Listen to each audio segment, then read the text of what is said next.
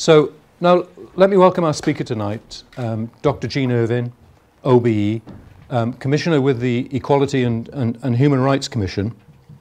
I have to say that when I heard we were hosting a lecture entitled Sex and Power, I was wondering quite why I'd been asked to introduce it. As a soon-to-be retired Dean of School, I don't get to experience either of these greatly at the moment. However, the issue of equality of opportunity for women in the workplace, which is what the lecture deals with, is a serious matter and continues to dominate the news agenda and provide a rich source of research and debate. And indeed, I was at the Hay on Wye Literature Festival last week when the issue of equality was debated. The crime writer Val McDermid made perhaps the definitive contribution by asking why women were being so unambitious in targeting only equality with men. I have no doubt that our guest this evening, Jean Irvine, will provide us with equally worthy reflections. Jean forged a highly successful and varied career with senior roles in local government, central government and the post office, managing large teams to deliver complex changes, many related to the male-dominated world of IT strategy.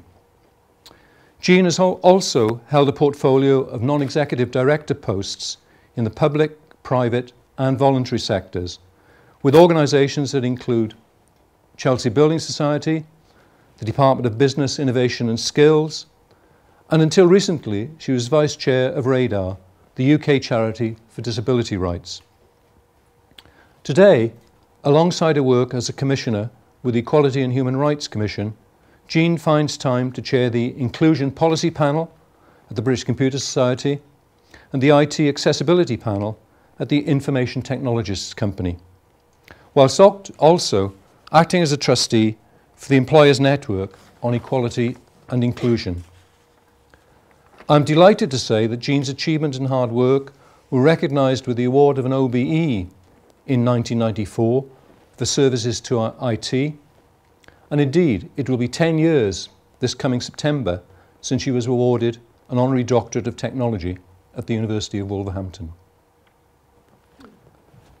I will say no more at this point other than to hand over to Dr. Jean Irvine, OBE. Thank you. And I'll try not to let the technology sort of get me down. You'd be surprised how many ex-IT directors can't work a mouse. So thank you very much for that introduction and the sort of brief background. Can I just ask how many of you were aware that there is an information technology livery company in the city? It's the 100th livery company in the city. You know, livery companies were originally set up in the Middle Ages. There are now 108, including educators, management consultants and so on. But we have a very active company, and Tommy Lubey, as Rob said, the last speaker here, also is very much involved with that. And I think for me, as someone coming with a background as sort of information technology, although having originally done geography and economics at university, it's important to see how information technology is weaving its way throughout our society, our economy. And in some areas that has an impact on equality, diversity and human rights. The Equality, Diversity and Human Rights Commission, the Equality and Human Rights Commission rather, is the UK national regulator set up originally in 2006, bringing together race, disability and gender responsibilities, and then with the Equality Act 2010 widened out to 9 what we call protected characteristics, different groups of individuals for whom discrimination against is now illegal. It's also an international human rights organisation, as recognised as that. And I think one of the things I want to try and avoid this evening is death by PowerPoint, because there's a real danger when I was researching this article of finding all sorts of statistics which might bore you to death. But there is an awful lot happening now about women in the glass ceiling and the subject of the glass ceiling. So, but I'd like to make this very much an open discussion. Happy to take any questions as well as have a good discussion perhaps after I've finished talking. No one's got all the answers, so what I'd like to do in the next half hour or so is just talk a bit about the current position. What are some of the barriers, I think, to progression of women in organisations? talk a little bit about some of the current initiatives, and then throw it open for discussion and get your views. So the first slide, how fair is Britain? There's a 700-odd page document on the Equality and Human Rights Commission website, which is the first of its triennial reviews, which it's required to do by government, which takes a very wide-ranging look across the whole of the UK, employment, service provision, health, right across from sort of gender, older people, disabled people, transgender and so on. A huge wealth of statistics if ever you're looking for information about what is happening in Britain at the moment. So I've extracted from that just a few points which come out of the 15 significant challenges that the review highlighted, which are about women. Women currently make up 51% of the population in the UK.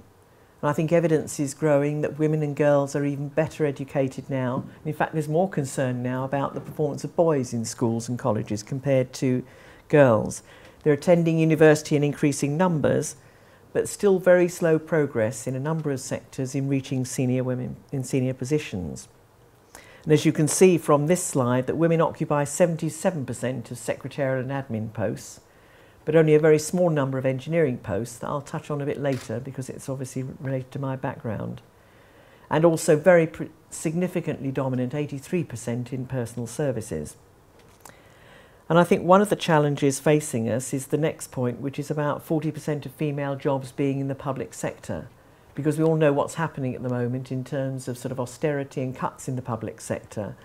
And one of the things which is important to the Commission is the way that work which is perhaps being done in the public sector now is outsourced, as to what the equality impact is on that, not only of sort of service users, but also what's happening to employment patterns delivering those services. But on the other hand, in more positive ways, there are increasing numbers entering some of the key professions which are relevant to boardrooms in companies.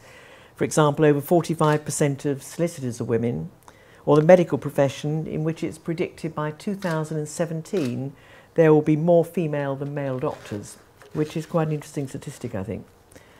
But I think the other point that's on the final point on this slide is essentially what happens in terms of loss of income and loss of earnings for women, particularly shouldering much of the childcare responsibilities. And you see those with mid-level qualifications losing 25% and a staggering 58% with those with no qualifications. And that's something which I think is a challenge for all of us, and not just for women.